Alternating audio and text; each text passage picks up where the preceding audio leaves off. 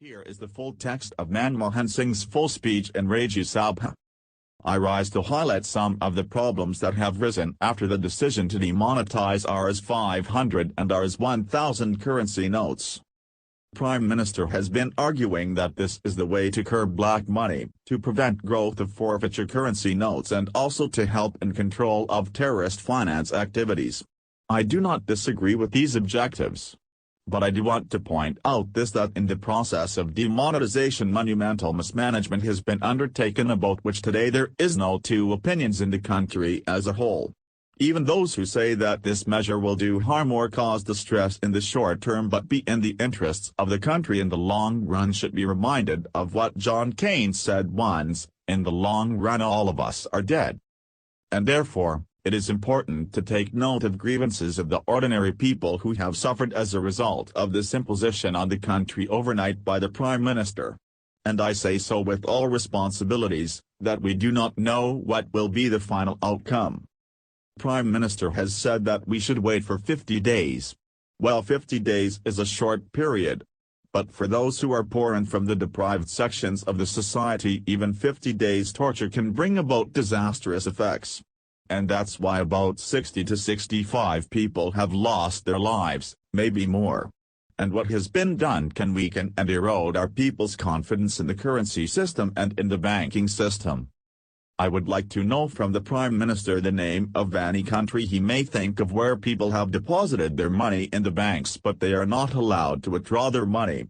This alone, I think, is enough to condemn what has been done in the name of greater good of the people of the country. And sir, I would further like to point out that in my opinion that the way the scheme has been implemented will hurt agricultural growth in our country, will hurt small industry, will hurt all those people who are in the informal sector of the economy. And my own feeling is that the national income, that is the GDP, can decline by about 2% as a result of what has been done. This is an underestimate, not an overestimate.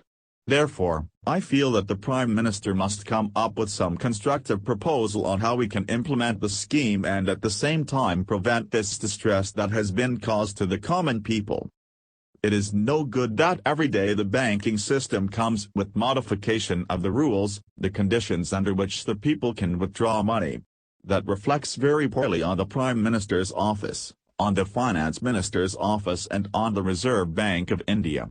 I am very sorry that the Reserve Bank of India has been exposed to this sort of criticism which I think is fully justified. I, therefore, would not like to say much more than this. I urge upon the Prime Minister to find practical, pragmatic ways and means to relieve the distress of the people who happen to be a great majority. After all, 90% of our people work in the informal sector, 55% of our workers in agriculture are reeling in distress. The cooperative banking system which serves large number of people in the rural areas is non-functional and has been prevented from handling cash. So, in all these measures convince me that the way this scheme has been implemented is a monumental management failure, and in fact, it is a case of organized loot, legalized plunder of the common people. With these words, sir, I conclude. It is not my intention to pick holes in what one side does or another side does.